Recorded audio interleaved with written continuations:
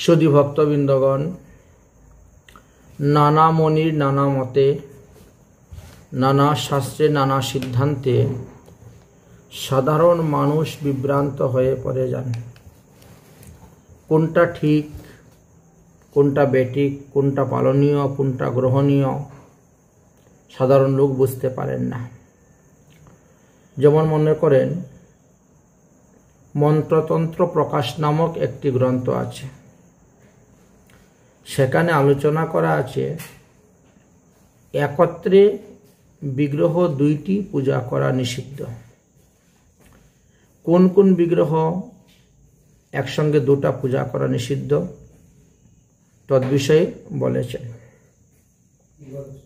লিঙ্গদ্বয়ং যথা ন অর্চয়েৎ গণেশোদয়মেব চ শক্তিদয়ং তথা সূর্যদয়মেকথেরনয়র্চয়েৎ দ্বিচক্রে দ্বারকায়ন্তু শালগ্রামশিলাদ্বয়ম এতি জাময়র্চনা নিত্যম উদ্বেগম প্রাপ্নুয়াৎ গৃহী। অর্থাৎ একসঙ্গে দুইটি শিবলিঙ্গ পূজা করা নিষিদ্ধ, একসঙ্গে দুইটি গণেশ মূর্তি পূজা করা নিষিদ্ধ, একসঙ্গে দুইটি শক্তি অর্থাৎ কালী মূর্তি আদি শক্তি বলা হয় পূজা করা নিষিদ্ধ, একসঙ্গে দুটি সূর্যের বিগ্রহ পূজা করা নিষিদ্ধ এবং একসঙ্গে দুইটি শালগ্রামও পূজা করা নিষিদ্ধ আছে।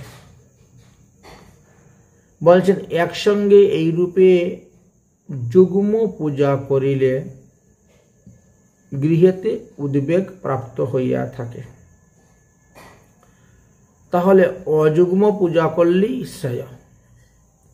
এখন যদি আপনারা বিভিন্ন মন্দিরে দেখবেন অনেকগুলি শালগ্রাম থাকে, দ্বারকায়স্তু বলতে দ্বারকার গোমতী শিলা বলা হয়েছে।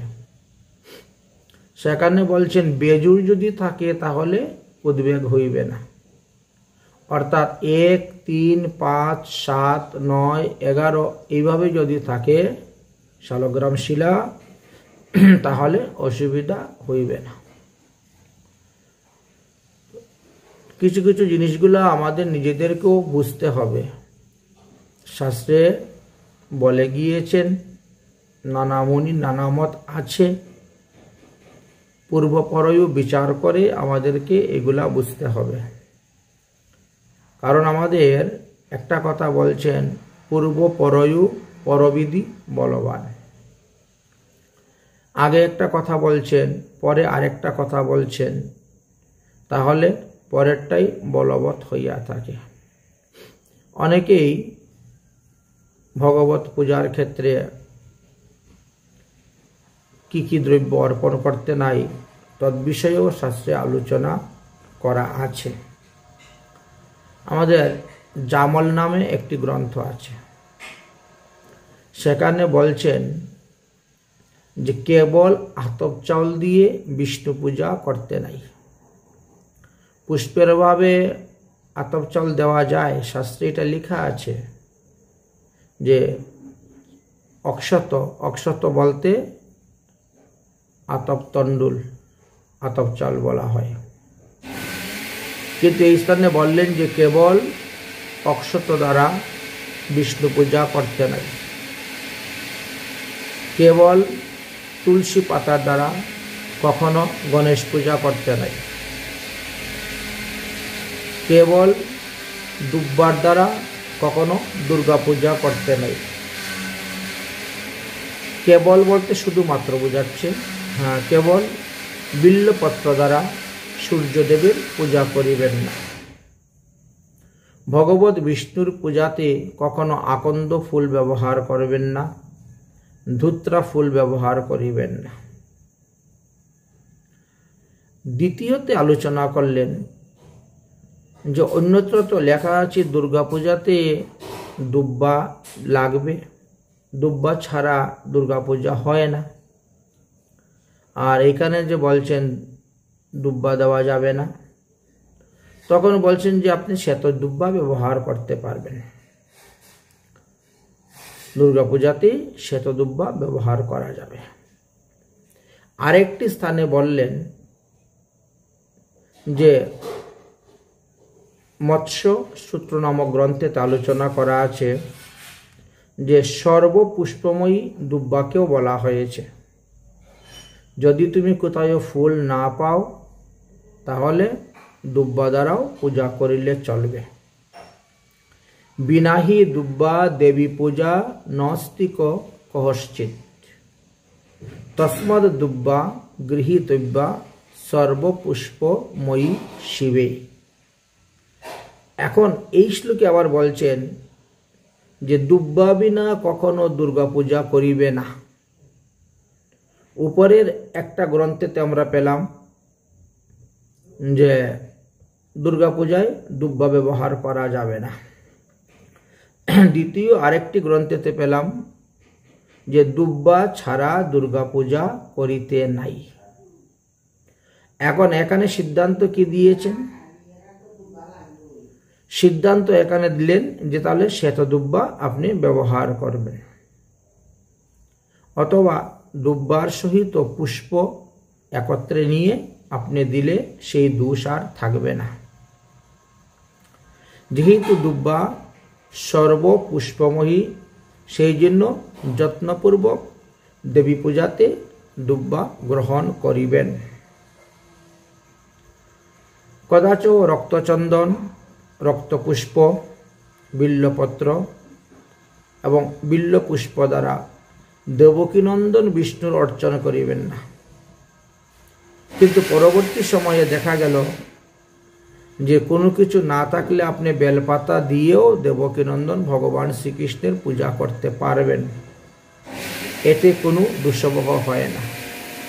হরিভক্তি বিলাস গ্রন্থটা যখন খুলবেন তখন সব শাস্ত্রের সিদ্ধান্ত এখানে বলে গিয়েছেন, তুলে ধরেছেন কোন কোন পুরাণে কি কি বলে গিয়েছেন, কোন মুনি কোন ঋষি কি কি কথা বলে গিয়েছেন, সেইগুলা তুলে ধরেছেন। তাই শিব পূজার ক্ষেত্রেও আমরা এরকম দেখতে পাই। শিব পূজাতে কুন্দু ফুল ব্যবহার করা নিষিদ্ধ, নবমল্লিকা ফুল ব্যবহার করা নিষিদ্ধ, জ্যোতি ফুল ব্যবহার করা নিষিদ্ধ, বন্দুক ফুল ব্যবহার করা নিষিদ্ধ, কেতকী ফুল ব্যবহার করা নিষিদ্ধ, রক্তজবা ফুল, সন্ধ্যা মালতী ফুল, তারপরে শেফালিকা ফুলেও শিব পূজা করা নিষিদ্ধ, কুমুদ ফুল এবং রক্ত কবরী ফুলের দ্বারা শিব পূজা করা নিষিদ্ধ আছে। বিভিন্ন স্থানে বিভিন্ন মত, বিভিন্ন সিদ্ধান্ত দিয়ে গিয়েছেন।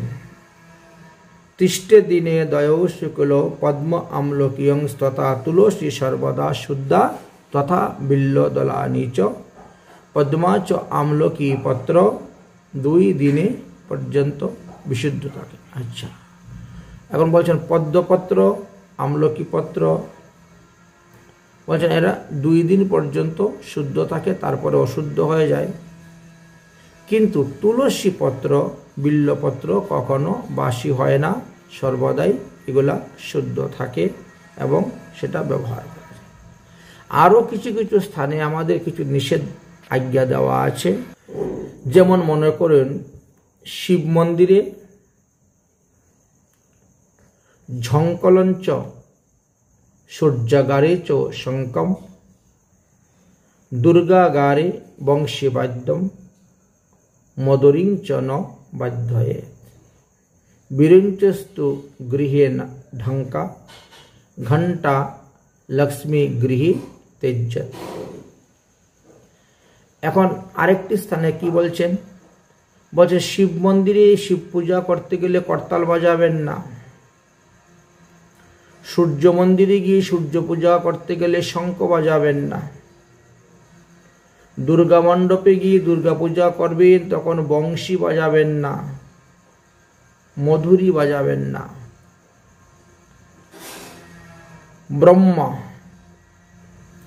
ব্রহ্মার গৃহেতে, ব্রহ্ম মন্দিরে ঢাক বাজাবেন না।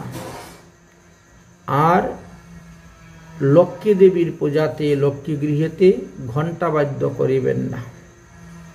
কিন্তু পরবর্তী শ্লোকেই লেখা আছে যে সর্ববাদ্য মহিং ঘণ্টা বাদ্য ভাবের প্রদায়ের।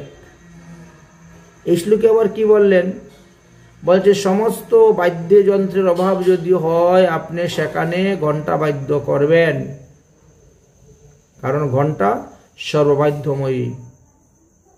অন্য বাদ্যযন্ত্রের অভাব যেখানে আছে সেখানে ঘণ্টা বাদ্য করিয়েই পূজা করিবেন। এখন আপনি কোন পথে যাবেন বলেন তো? শাস্ত্রীয় সিদ্ধান্তগুলা বিচার করতে গেলে তো বড় বিপদ। এখন শিব মন্দিরে যদি আপনি একটা কৃষ্ণের ফটো রেখে দেন, তাহলে তো ওখানে করতাল বাজালে দোষ হবে না। সূর্য মন্দিরে যদি একটা কৃষ্ণের ফটো রেখে দেন, তাহলে সেখানে শঙ্খ বাজালে দোষ হবে না। দুর্গা মণ্ডপে যদি ভগবান শ্রীকৃষ্ণের মূর্তি রেখে দেন ফটো, তাহলে সেখানে বাঁশি বাজাইলে দোষ হইবে না। দোষকে কর্তন করার জন্য কিছু নিয়ম দেওয়া আছে। শাস্ত্রের যেমন বলেছেন তেমন আবার শাস্ত্রের ফাঁকও কিছু দেওয়া আছে। শ্রী হরিভক্তি বিলাসের সপ্তম বিলাসের 54 নম্বর শ্লোকেতে ওখানে জ্ঞানমালা নামক গ্রন্থ থেকে তুলে ধরেছেন যে সেখানে লেখা আছে পদ্মফুল, উৎফল ফুল, তুলসী পত্র, বকফুল,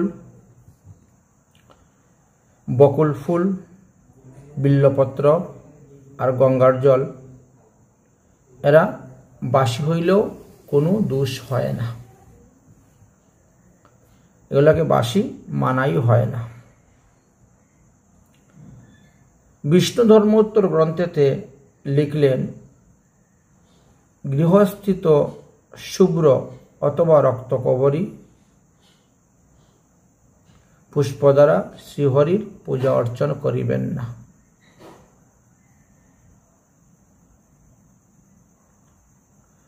যে ফুল মাটিতে পড়ে গেছে, ভূপতিত, অবিকাশিত, বিকাশ হয় নাই, কলি রয়ে গেছে, কলি দ্বারা, ফুলের কলি দ্বারাও পূজা করা নিষিদ্ধ। ম্লান হয়ে গেছে বা কেউ শ্বাস নিয়েছে, ঘ্রাণ নিয়েছে ফুলের, সেটা দিয়েও পূজা করা যাবে না। কোনো কীট কেটে দিয়েছে, ক্ষত হয়ে গেছে ফুলের, এই সমস্ত দ্বারা ভগবত পূজা করা নিষিদ্ধ।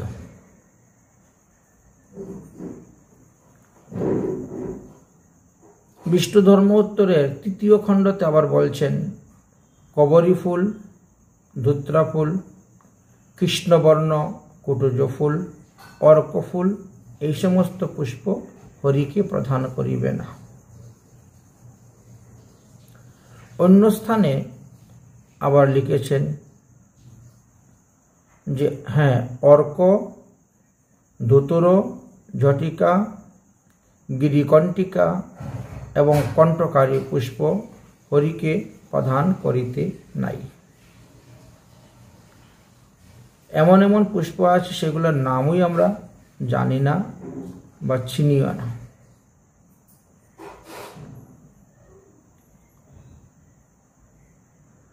অর্ক ফুল দ্বারা ত্রিলোকপতি শ্রীহরির পূজা করিবেন। উপরে একবার বললেন যে করবেন না, দ্বিতীয় শ্লোকে আরেকজনে বলছেন না, অর্ক ফুল দ্বারা ভগবানকে পূজা করা যাবে। তবে এতে হরি কুপিত হন এবং তাদেরকে ভয় দেখান, তারা কষ্ট পায়।